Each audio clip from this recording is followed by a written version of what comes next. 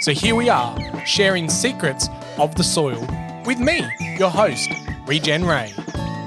Hello, soil lovers, and welcome to another episode of Secrets of the Soil. I'm your host, Regen Ray, and today I'm so excited to dig deeper into our wonderful world of soils. I am joined by Woodie, who's joining us from the Central Coast. We're both in lockdown. How are you going over there? Hey, g'day, Ray. It's great to speak to you today. I'm doing well today. Excellent, excellent. Well, I know that you've had a very interesting journey around soil and you've integrated it with your music journey. So I really want to, let you explain to the soil lovers how you became interested and a little bit about yourself and how you fit in and even into the community project that you're working on. Of course, yeah. Well, it's a funny story, really. Music's always been a passion of mine. My dad's a musician by trade, and that's where I got the bug from originally. And really, there's no getting rid of it once you've got it. So the great thing is that he always tells me is music will always wait for you. So even though I found myself not really being too creative with music at the moment, what I am finding myself giving a voice to is soil at the moment. I have just become so enthusiastic and passionate about the health and learning all about soil and representing all the life that's beneath our feet, especially in terms of food waste and composting has become my biggest interest, so much so that I put my hand up and leapt outside the box of my comfortability and have now taken up a position which I've coined the role of MC Microbe. So I'm giving a voice to the creative arts and also to the soil life there in a community garden setting. Yeah, love that. And so, I am totally with you. The bug of soil is definitely got me, and you've got this overlap of music. I can't say I'm very musically talented, but I'm keen to hear some of your music. And can you just share that moment, like what got you excited in soil, and then your passion for music? You went, oh, this is a bit of an intersection that I can put two of my passions together. Do you remember that time? Like, how long ago was it, and what did it feel like? Yeah, it's hard to pinpoint, but I do my best. I think it was when I had a book, got given a book for a birthday, just how to grow food anywhere, and I was able to build a DIY worm farm from a wheelie bin, essentially, from the instructions in the book, and we just started processing all of our food waste, and just the sheer fact of halving the red bin at the end of each week, not having to take it out to the top of our really steep driveway, made me just want that made me very excited. And it was from that moment really that my focus shifted really towards, okay, there's so much more going on here. I started to see all the little tiny bits of life, the little things moving around. They're just the ones that I can see with my eye, obviously, but that was enough. That was enough for me to think, oh, this is actually magic, what's happening here. In terms of where it intersected with music, I think that has probably been with a community garden project called Swamp here on the Central Coast. As Costa coined the term, it's a backronym, so the name was made up before the meaning. So it means Sustainable Wetlands Agricultural Makers Project. And my role in there is really having the vision, a shared vision with the rest of the core members. Specifically for me, it's about how I can bring the creative industries into the garden, whether that be through art, through music, sculpture, all the different sorts of avenues there. Yeah, I love that. And so what inspires your music? Like, are you writing lyrics? You share a little bit of like what that inspiration looks like. Yeah. I think I've always been a songwriter, whether it's just jotting lyrics down. It always happens differently. Sometimes you get a melody first. Tom Waits tells a great story, a singer-songwriter, Tom Waits, American fella. He you just channel them from some other place. And sometimes you have to look up. He tells a great story. He's driving along the highway and he actually had this great melody come into his head, and he looked up and he just said, look, just, you have to wait. Come back to me when I'm in the studio tomorrow. And he was able to come back to him when he was in the studio the next day. So there's really sometimes no control over that creativeness. It's just coming from somewhere else. And if you're in the right place, then you're lucky. So I always try and make sure to have something that I can write with or play with around me.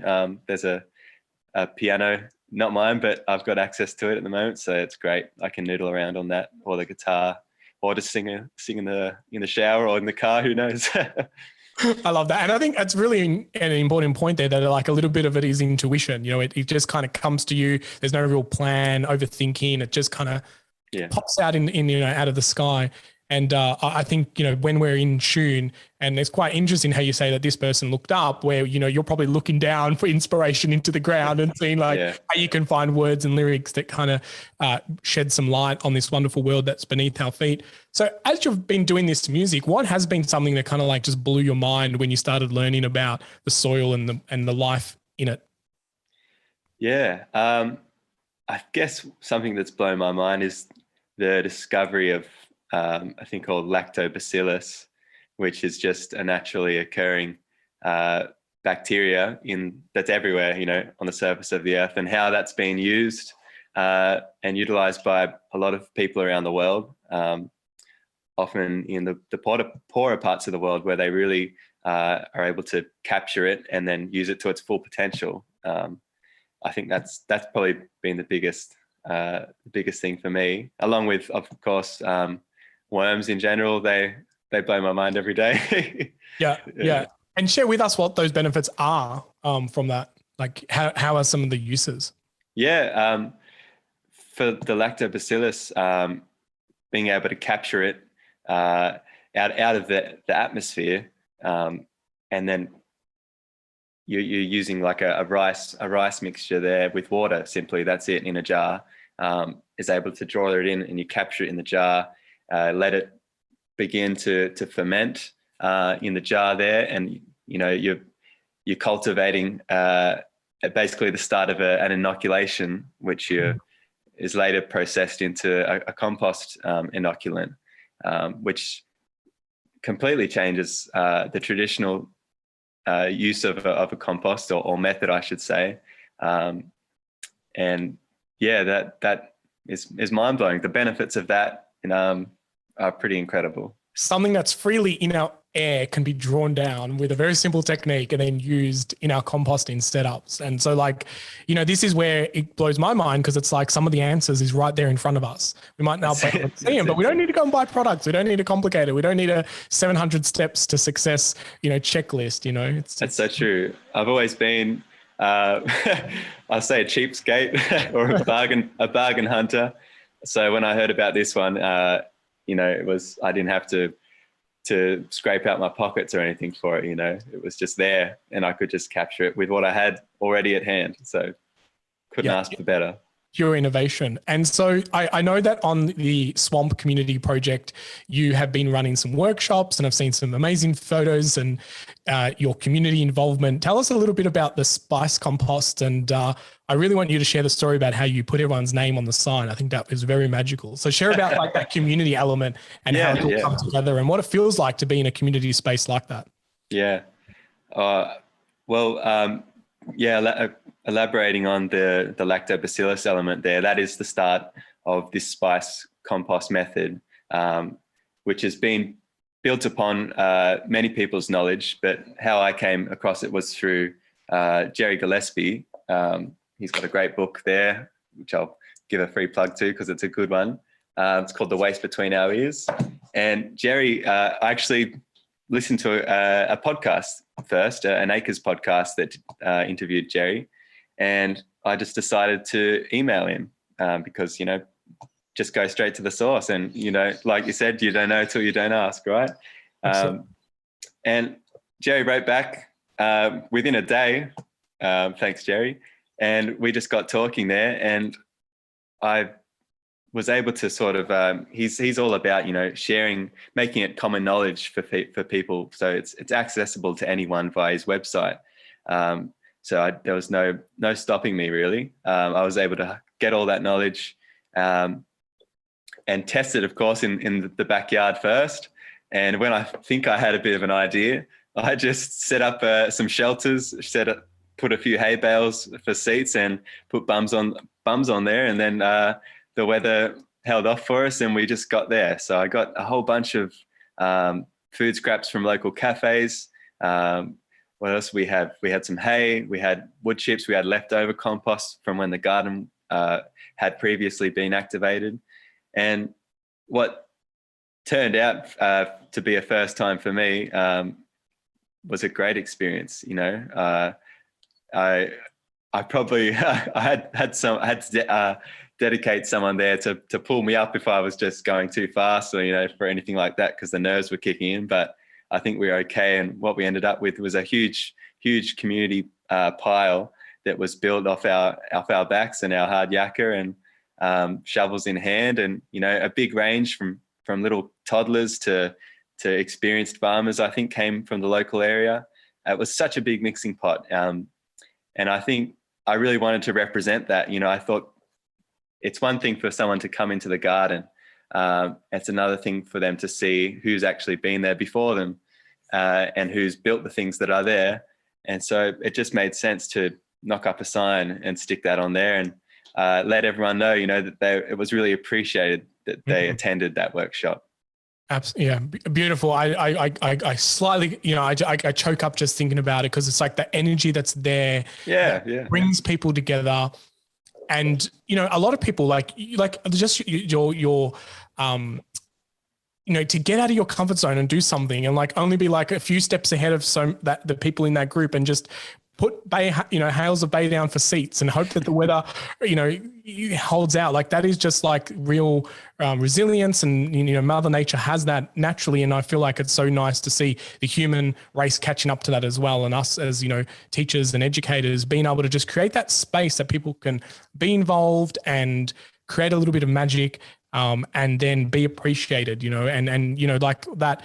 When I saw that sign and I saw that post go up on Instagram, I just thought, wow, this is change makers in the process, and all those people go back and tell someone, and that's the ripple effect that we need. It's inclusive, I just love that kind of all inclusiveness. And I see photos that it's all age groups that are hanging out in this community garden. So it's we don't even know what some of the ideas of these people will have in 5 years' time that might have been because they attended that workshop. And so kudos to you for putting it together and creating that space, and with the whole team at Swamp, Swamp is all about cultivating community and bringing people together. That's what it's all about, growing good nutritious food, like any garden is. And so to have people come from as far as Sydney, an hour and a half to 2 hours away for the workshop, blew my mind. It really did blow my mind. And it's definitely something that I would like to do again when we can. Yeah, absolutely. And I think now, I know back then you weren't going through the lockdown that we went, and that's why I took the opportunity to come to Sydney and just get away from Melbourne a little bit. But now is more the time that people need this in their life, something to look forward to, an event, something that can help them be a little bit more resourceful and reduce waste and be a bit more humble in the process as well. Less consume, more produce. That's it. It's amazing.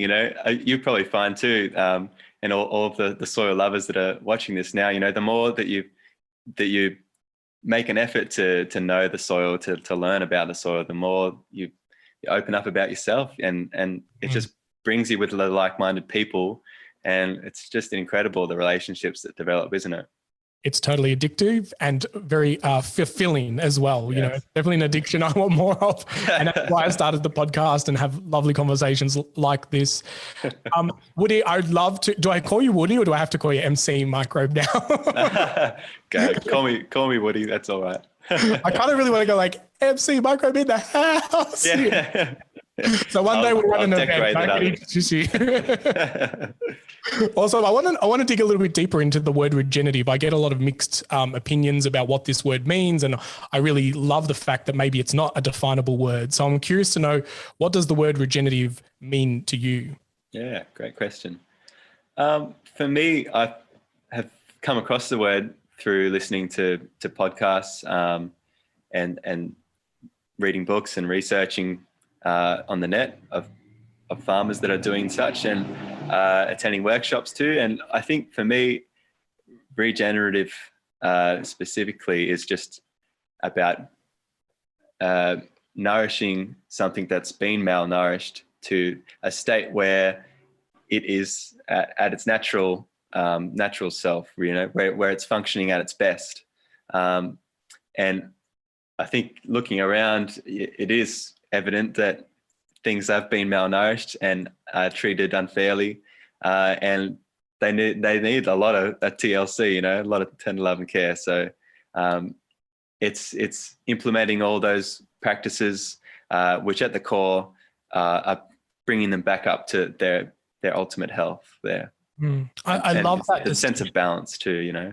Yeah, I love that distinction of like, it once was nourished and now it's malnourished, and we can bring it back, because I think sometimes people see this as like something new and we have to like repair and rebuild and create and extend. But maybe it's not about that as much. It's also about like understanding that something was in a good state, and based on the way that we've probably lived our lives and kind of taken more than what we've given, it's become depleted, or it's, malnourished, and we can bring that back, with a lot of, not a lot, we're just a little bit of TLC sometimes, soils. And look, it wants to get there as much as we want it to get there, so it's really, I don't think it would take too much, really. A little bit of maybe like getting out of the way. Yeah, that's it. Just step back sometimes. Absolutely. The old rule of less is more, the less we try and intervene with the natural system, the more it kind of heals itself. And the David Attenborough witness statement on Netflix is a true testament of that, when he goes and visits the Chernobyl site, and you can just see life thriving there, even though humans can't go there. Yeah. Because humans can't go there, it's kind of green and trees are growing, and Mother Nature is absorbing the buildings and the concrete jungle that was there. And Mother Nature is resilient and knows how to win, and sure can repair, so I do love that as an example.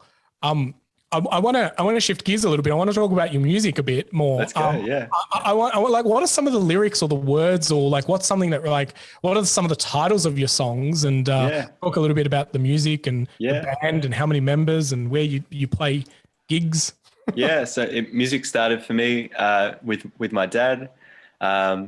And I guess the first instrument that I picked up was a ukulele after I used to work as a dishwasher in a live music venue that had amazing acts come through.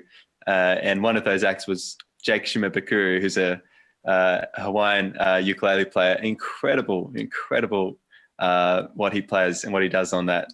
It's insane. It's mind blowing as much as the soil is sometimes, And that was the first instrument I picked up, purely because the neck could fit in my tiny hand at the time, and it was easy to play. And so I just learnt from watching videos, moved to a guitar teacher, and on the side, once I was able to get a few chords together, that's when the melodies started to happen for me. And it didn't really matter what the lyrics were at the time, at that early stage. If I thought it sounded good, I wrote it down, and I tended to visualize playing to an audience, and if they could sing it back to me, then I knew it was going to be a good line, So that's the sort of method that I used.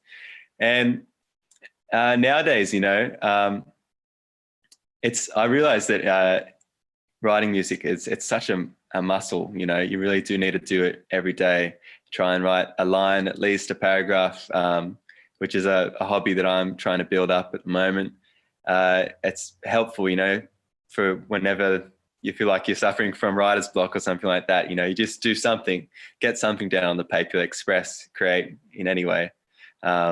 So that's what I'm trying to do at the moment, especially in lockdown when we can't play too many live shows. But when we can, I do solo shows. I play with a band in Newcastle called Glover's Lane. It's, you know, a originals act there. So we all write songs and then we bring them together collectively and work something out, workshop them together. And occasionally my dad and I do a father-son duo called the McCleans, which is great. That's lots of fun. It's pretty cool to be able to look across the side and see it's him. And I'm sure it's the same for him too. And we have, loads of fun. We go to Tamworth. We've been on a tour down to Tasmania. We didn't know anyone there, but we just went with a van and the two of us and had a ball. Sounds wholesome. So much, yeah. And yeah, music for me is definitely about personal experience. I really enjoy also developing a character and putting myself in someone else's shoes, writing from that perspective. But the songs which I have on an EP that's not yet released, but it will come out soon. I've been saying that for 10 years, I know, but I will do it soon. I guess I can recall one of the lines from a song called Glossolalia, which is to speak in tongues. It's about I wanted to write a love song without saying the word love, pretty much, and reflected on what was around me. And I was looking out around at the trees, and I said, the leaves bend in the trees and mimic words that you speak to me. What I meant by that is that communication happens not just verbally, it happens through all senses and all experiences for us, but also, it's just to make people aware that there's life around us, even that we can't experience with our senses that we've been given, and we still need to respect that. And I guess that can be drawn to us having a respect for things that we can't see underneath the ground too. There's more life under there than there is on the surface anyway. Oh, how crazy. That is so good. And soil lovers who are listening to this right now, I just want everyone to just stop and think to say, like, you don't need access to land. You don't need to be, in a space where you have to physically be in, on soil. Like the reason why I wanted to speak to you so much is because I love the fact that you're educating people through music, through a different medium.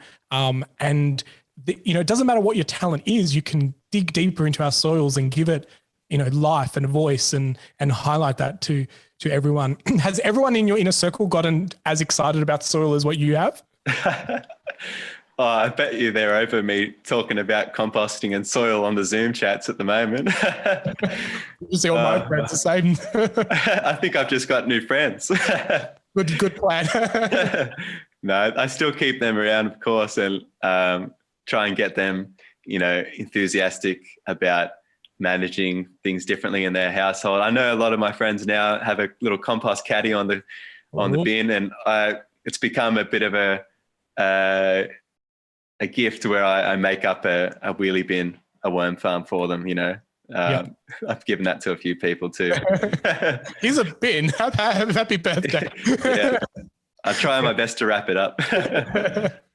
I love that, and that's, that's the importance, is that it doesn't matter what skill or talent or hobby you have, there is a way that we can bring that conversation of soil to the front of the conversation, whether it be art, music, education, learning, making videos, being an influencer. We can all help this narrative of understanding how amazing our wonderful world of soil is, and give it a voice. And that's one of the reasons why this podcast exists, is to just show people that, and so people can hear that there are a lot of different creative ways that we can make the world a better place for us and for the future generations. Yeah. Have you always been connected to nature like this? Ooh, I think so. I think I was. Was born in 1995, and I grew up without a phone in my hand. What? How did you survive?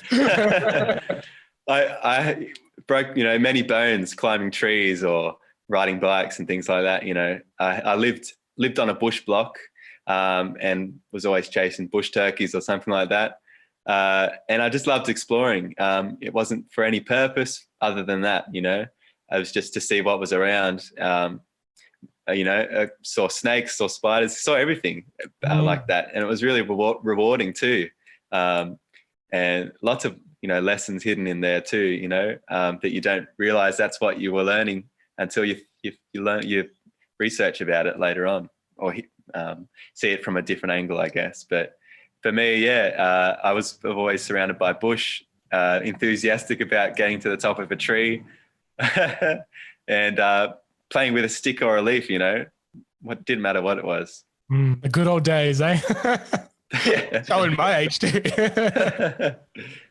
But this is what I love. It wasn't very long ago that the internet didn't exist, or was kind of emerging and was like a new thing. And it's funny how quickly things can change and can be forgotten. And that's why, keeping those conversations and those stories about our, the grassroots and how the world operates is really important, because all these tech and all these solutions and all these innovations, things to get faster and bigger and stronger, and there's no delayed gratification anymore. And especially when it comes to growing and soil, it's everyone wants the instant, biggest, ripest tomato, and one little bruise on it and it's rejected. It's no good. And I grew up in an Italian culture, and we lived off the garden, and it was very much like everything was used, everything was recycled, and in the shed everything was in jars of jam and things. Wow. And you'd open up tins of biscuits to find that it was actually now a sewing kit, and everything had a multi-life purpose, and now everything's just throw away. So that's it. You'd be a patient man for it too, I bet. I guess because I kind of fell in that tech startup world. I got on the internet early, I built websites, and I fell into that hustle culture, and I kind of, it's been really interesting to see the transparency of like how I've acted in the past. I get angry sometimes thinking I was one of those people that was like, sleep, who needs sleep? I'll sleep when I'm dead. I've got to hustle and build a business and And now I'm just like, no, that's definitely not the new way. It's like slow, steady wins the race. And it's not even a race to win, but it's like just realizing that rest is important, rejuvenation is important, and our landscape needs that as well. In holistic management and understanding how nature works, rest in a pasture is really important, letting the microbes, letting the grasses, letting the biodiversity come back naturally. But the system has pushed people about output, more cattle, more corn, more soy, more everything. And, it's not, and then, the yields drop and you put more chemicals on it because that's meant to help the problem. And it's not solving the problem, it's just managing it, and delaying the inevitable, which we're now starting to see, really interesting. So what keeps you hopeful? Like what world do you want to visualize in the next, 5 to 10, 15, 20 years? Goodness. Definitely not the latest report that came out or the headlines I've been reading, but Code red for humanity. It's the headline. What keeps me hopeful?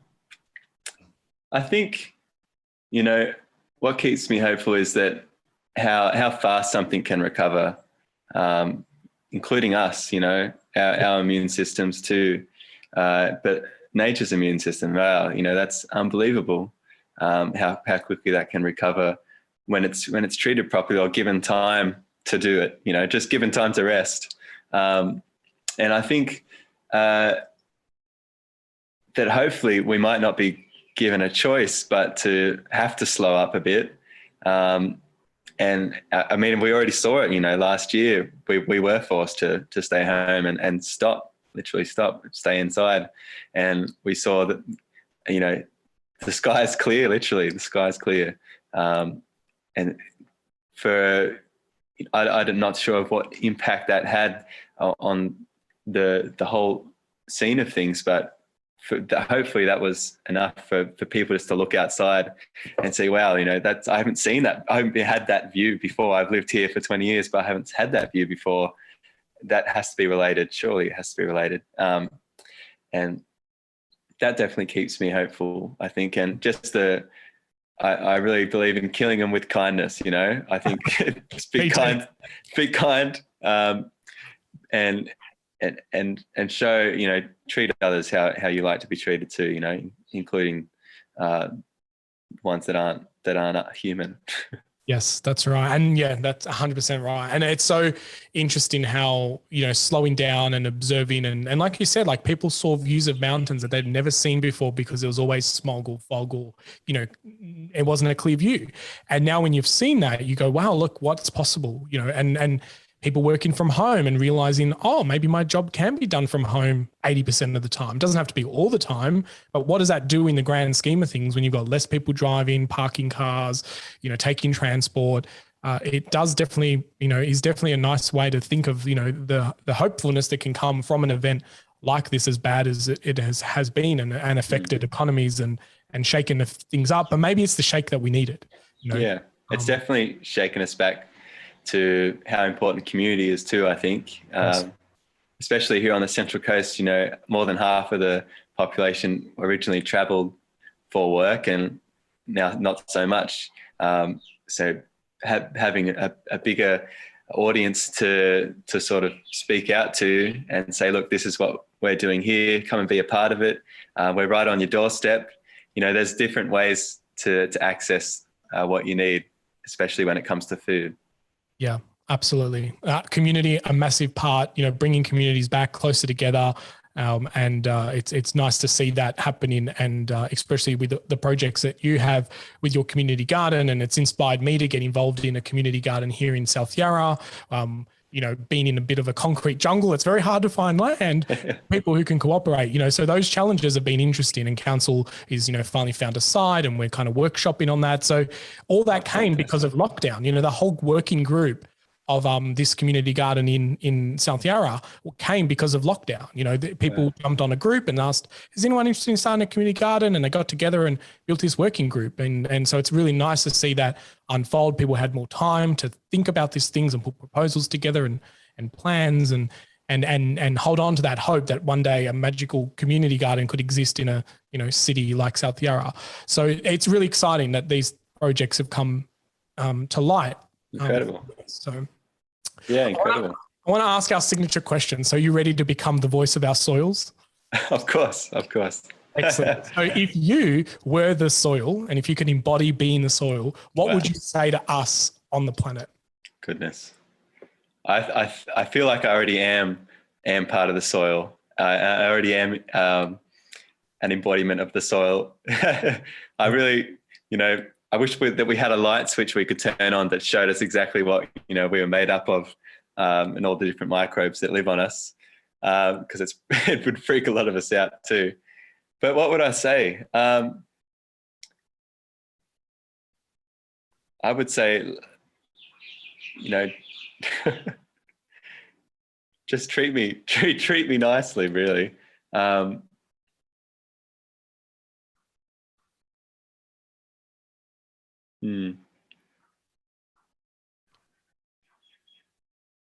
I think I'm pausing so much because whatever the soil would say would be so wise that it would be, have so much meaning collected in 2 or 3 words or a sentence.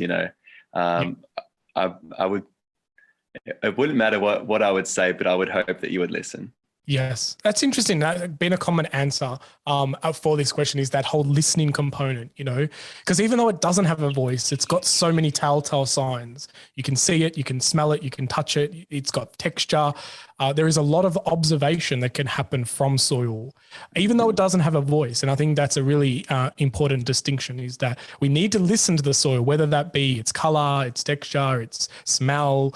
Some people are game enough to taste soil and understand the taste profile, and this thing that's been dirty and wrong and germy and don't touch it, has been mistreated for so long because it is actually full of life and microbes and really good for our gut health, and the links that are coming between the biome in our body and on us, and then the links between soil is so similar, but no one's ever researched this because out of sight, out of mind, who cares? Let's name all the stars and look up, but let's not name anything that's below the ground, I think that would definitely come back to just listening, to whatever it was. Just be open-minded and consider it and really listen. Love that. So it's been absolutely lovely chatting to you. And I think, there's going to be a lot more collaboration that I think I'd love to be, an advocate of your music and play it a lot more. And we will give the listeners a little bit of a sneak peek at the end of this episode. So stick around to the end for the little bonus snippet. Woodie's been kind enough to send me a sample and we'll attach it at the end of the podcast as a little bonus for everyone. But how can people hang out with you more, Woodie? Like, I know you've got a couple of different spaces you hang out with, online, social, physically. How can people hang around with your amazing, beautiful energy? Yeah. All the soil lovers can find me in person at Swamp anytime on the Central Coast, if you're around that area. And if not, then I'm always open for a chat. Or you can follow what I'm doing on Woodie McClean is my music handle there, with an IE and a double C. And my dirty page is MC Microbe. That's where you'll find all things about composting and agriculture and what I'm doing at the community garden again too. Yeah. Excellent. That's where we get our hands dirty. That's it. That's where the party is. Soil lovers, all those links will be around the video or on the show notes. So if you're following along on our podcast, then definitely go and check out everything that Woodie is doing. And I would, just really encourage. And do you have like a bit of a gig sheet or like a list of where you're performing? Is that a big thing for you and the band at the moment, or not yet? Not at the moment. Not too much is on there, but we have just booked some gigs for the Tamworth Country Music Festival next year. Fingers crossed that all goes ahead. That'll be in July. Fingers and toes crossed for you. Just before Australia Day. Yeah. So get to Tamworth Country Music Festival. It's really a lot of fun. Yeah, it sounds like it. It sounds really good. Well, Woodie, it's been absolutely a pleasure hanging out with you. I've learned so much, and I can't wait to hear more of your music. And we always play music at the start of our webinars and that to get people in a good mood, because music has energy. It's got vibration, and so much can be told by by those vibrations that we then hear as sound and music and transfer of energy. So it's super exciting, and keep up the great work, because I love where you're in, and I wish more people can kind of get this bug of their passion and link it to soil, like I have with my marketing bug and soil. Yeah. It's the real super bug out there, isn't it? It is. It's a good one. Sure is, yeah. Thank you so much, Ray. It's been such a pleasure to chat with you too, and connect with all the soil lovers too. I hope they've enjoyed the chat. I'm sure they have. Excellent. Well, that's it, soil lovers. Get outside, listen to some of the music, get your hands dirty, be in the sun, and keep digging deeper into our soils. I'm Regen Ray, and enjoy the rest of your day. All right, soil lovers, there you go. That was an amazing chat with Woodie McClean, also known as MC Microbe. And as I promised, here is a little sneak preview of some of his music. And if you wanted to listen to it more, check out the links in the description or around the video. It takes just one thought to brighten my soul. I only know happiness. I only know happiness. I only know happiness when I'm with you.